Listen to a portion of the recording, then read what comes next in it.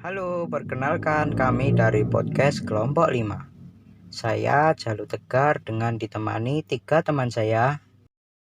Nama saya Hizkia Putra Harsono dari kelas 10 IPS 1, absen 10. Aku Tegar dari sebelum IPA 2. Aku Michael Sebastian dari kelompok 5.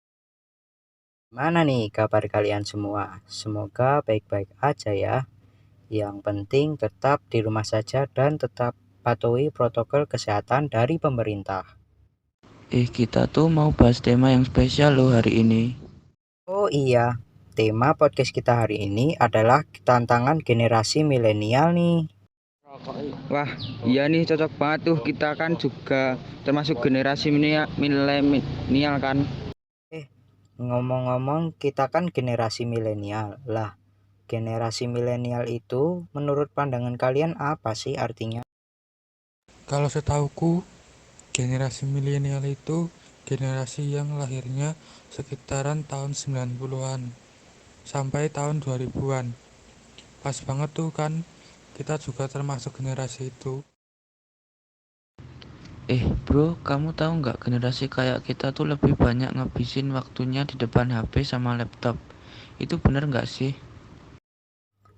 Ya bener juga sih, tapi mau gimana pun juga semua aktivitas anak muda kan lebih banyak di depan HP sama laptop. Jadi selama penggunaannya atau peruntukannya baik ya boleh aja sih. Tapi kalau menurutku rata-rata orang buka HP cuma buat lihat media sosial loh. Apalagi sekarang lagi banyak postingan di media sosial yang memprovokasi pihak atau kelompok lain. Iya nih, sekarang lagi marak-maraknya loh. Apalagi sampai ada pihak yang merasa tidak terima, kemudian masalah membesar. Nah, terus ada pihak yang tidak bersalah ikut terprovokasi dan menimbulkan perpecahan. Kan ngeri banget. Ya, seperti itulah tantangan Indonesia sekarang ini. Perbedaan pendapat yang menyebabkan disintegrasi. Bener juga tuh. Selain konflik, kemajemukan negara sendiri juga dapat menyebabkan konflik loh.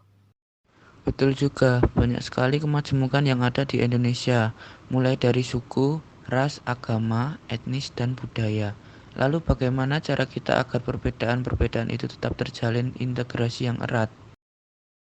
Sebagai anak muda, kita harus menggelorakan semangat Bhinneka Tunggal Ika sebagai semboyan negara kita dan mengimplementasikannya dalam kehidupan sehari-hari dengan cara menjalin toleransi satu sama lain.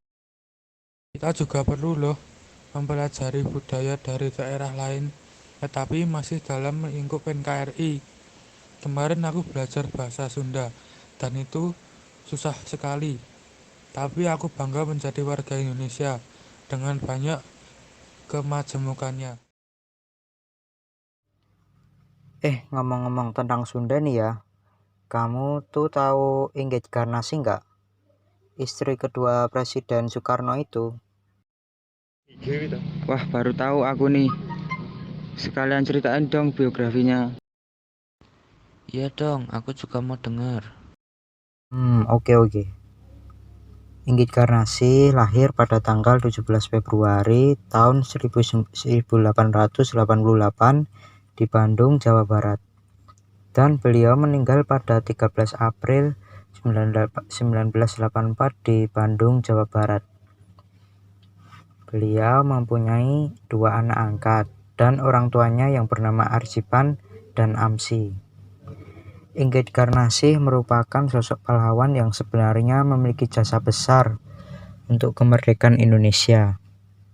Bagaimana tidak, Inggit Garnasih selalu setia mendampingi Soekarno di masa-masa sulitnya. Akan tetapi namanya tak pernah disebut dalam buku pelajaran.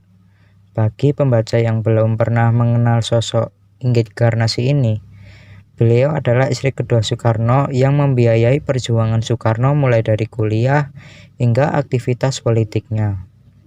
Selama ini, nama Inggit Garnasih masih asing di telinga masyarakat Indonesia, bahkan yang lebih memprihatinkan lagi, namanya juga asing di tanah kelahirannya yaitu Kamasan, Bandung, Jawa Barat. Jadi gitu kisahnya teman-teman. Gimana? Menginspirasi kan? Wow, amazing. Ngomong-ngomong soal pahlawan, aku punya tokoh yang unik nih untuk dibahas, apalagi dia juga jadi penyelamat buat manusia. Tokoh itu adalah Yesus Kristus. Tokoh yang dipercaya umat Katolik ya? Aku jadi terinspirasi loh, karena dia yang rela mati demi umat manusia buat menghapus dosa itu kan. Iya, tapi ada juga yang bisa kita contoh dan bisa kita idolakan dari dia dan bisa dilakukan semua umat agama. Apa contohnya? Jelasin dong. Remaja akan diajak untuk mendalami paham Yesus tentang persahabatan, agar mampu mengembangkan sikap-sikap positif dalam membangun persahabatan sejati, sebagaimana diteladankan Yesus Kristus. Dan mereka juga akan diajak mendalami berbagai kepribadian Yesus Kristus, agar mereka mampu melihat penuh kagum kepribadian Yesus tersebut. Dengan harapan dari kekaguman tersebut, mereka mampu menempatkan Yesus Kristus sebagai idola atau model dalam mengembangkan diri mereka. Wah, bener. Aku juga mengidolakan tokoh ini loh. Walaupun aku sendiri umat Islam, tapi nilai-nilai baik dalam pribadi Yesus Kristus patut dicontoh oleh umat agama lain, dan dia menjadi motivator banget buat aku.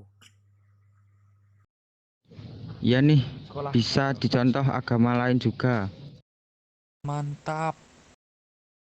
Sebenarnya nggak cuma dari agama Katolik, tapi dari agama lain juga ada tokoh yang bisa dijadikan teladan selama mau saling bertoleransi.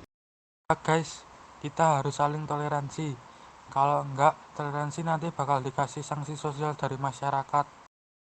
Aku juga lihat loh, pemuda sekarang itu banyak terlibat perbuatan rasis, kayak melecehkan kelompok atau ras lain gitu.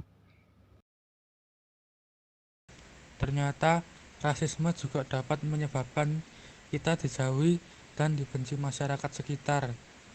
Nah, karena negara kita negara hukum, maka segala tindak akan diproses hukum.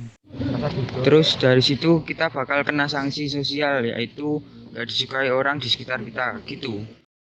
Iyalah, kalau kita nggak disukai sama orang lain, jaringan sosial kita bakal dikit. Apalagi kalau kita sombong dan suka merendahkan orang lain, mengonsumsi obat-obatan di usia sekolah, minum alkohol, dan sering membolos. Nah, benar. Sanksi sosial masyarakatnya biasanya. Dikucilkan masyarakat kan? Terus dengan ngelakuin itu, kita juga merusak masa depan kita sendiri, merusak tatanan nilai normal sosial. Iya guys, sepatutnya kita harus menjaga toleransi antar sesama kita dan tidak membeda-bedakan sesamanya. Oh iya nih, gimana kalau kita membuat kaos yang bertema toleransi gitu? Mau apa enggak? Wah, ide bagus itu. Nanti aku butuh deh posting di medsos sebagai wujud kita buat menjaga toleransi antar sesama. Keren nggak? Wah, ikut dong. Berarti kita buat 4 baju dong. Udah ada penjahitnya belum? Aku udah ada nih penjahitnya. Jadi katanya untuk rancang satu baju perlu biaya 50.000 dengan mengikuti fungsi fx sama dengan 45.000 x ditambah 5.000 dengan x menyatakan jumlah baju, dan untuk menjahitnya kita juga perlu 200.000 dengan mengikuti fungsi gx sama dengan 2x plus 100.000 dengan mengikuti x, yaitu biaya merancang. Berarti kalau kita buat 4 baju perlu berapa biayanya? Kalau aku hitung-hitung nih ya, mengikuti fungsi itu kan tadi fx dan gx, jadi kalau kita digabungkan menjadi g bundaran fx atau gfx, jadi totalnya Rp470.000 karena g bundaran fx sama dengan 90.000 x tambah 110.000 x, dengan X menyatakan jumlah baju yang dipesan. Jadi 90.000 X berarti 90.000 dikali 4, 360.000 ditambah 110.000, jadi totalnya 470.000 rupiah. Begitu teman-teman penjelasan tentang fungsi tadi. Wah, mantap tuh. Mantap.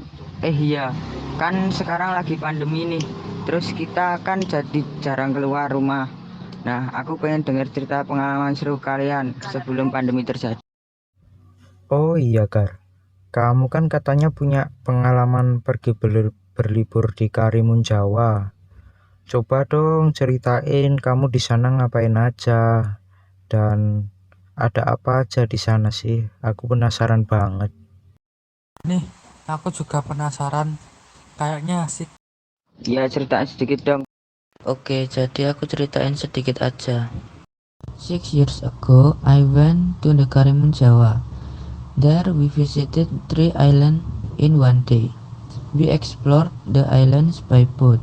I saw many different types of plants and animals around the island. At night, we booked food around the island of Karimun Jawa. After eating, we returned to the inn to rest. That was the most enjoyable experience. Ngelilingin pulau pakai perahu dayung kah? Bukan, perahu yang sudah ada mesinnya atau yang disebut juga perahu motor. Karena kan seiring perkembangan zaman, jadi teknologi di Indonesia juga makin berkembang. Wah, iya bener banget. Seru banget. Ngomong-ngomong, kamu di sana berapa hari, Gar? Aku di sana cuma 3 hari aja sih. Aku pengen tanya dong, boleh nggak? Aku tuh penasaran waktu kamu cerita tadi, kamu kan lihat banyak macam-macam tumbuhan dan hewan di sekitar pulau-pulau Karimun itu. Iya, Nah, aku penasaran apa aja tumbuhan dan hewan yang ada di sana. yang aku lihat di sana ada pohon dewandaru, pohon kelapa, pohon bakau, lumut, cemara laut. Terus ada kepiting, penyu, ikan, kerang, burung. Ya seperti itulah. Wah, cukup banyak juga ya. Kalau dalam biologi, tumbuhan dan hewan yang disebutin Tegar tadi tergolong dalam jenis yang mana saja ya? Mulai dari tumbuhan pohon dewandaru tergolong spermatophyta, pohon kelapa itu tergolong palmae, pohon bakau tergolong magnoliophyta, lumut tergolong bryophyta, dan cemara laut tergolong magnoliophyta. Kalau hewan, kepiting itu tergolong vertebrata, ikan, penyu, dan burung juga termasuk golongan vertebrata, sedangkan kerang termasuk golongan invertebrata. Oh, gitu ya. Wih, ternyata dengan berlibur juga bisa menambah wawasan ya. Ya dong, itu harus. Oh iya, berhubungan dengan biologi nih. Kemarin kan di rumahku ada roti yang sudah membusuk. Lah, nama jamur apa ya yang dapat menyebabkan roti itu membusuk? Ya, nama jamur yang menyebabkan roti itu membusuk adalah Rhizopus nigricans yang termasuk dalam Zygomicota. Ya, aku juga inget kayaknya pelajaran itu ada pas waktu SMP. Bro, aku mau tanya, di Karimun Jawa ada kerajinan khas Karimun Jawa ndak? Iya bro, aku juga mau tanya itu. Kayaknya ada deh. Bentar-bentar. Di sana ada kerajinan hiasan kerang, tetapi kebanyakan dibuat untuk oleh-oleh wisatawan. Di sana juga ada kaos Karimun Jawa. Kerajinan kaos di sana sangatlah bagus, desain yang menarik wisatawan. Wah, jadi pengen ke sana aja nih. Nah, kayaknya udah selesai nih ngobrol-ngobrol kita pada hari ini. Oke guys, jadi cukup sampai segini dulu ya podcast dari kami. Terima kasih.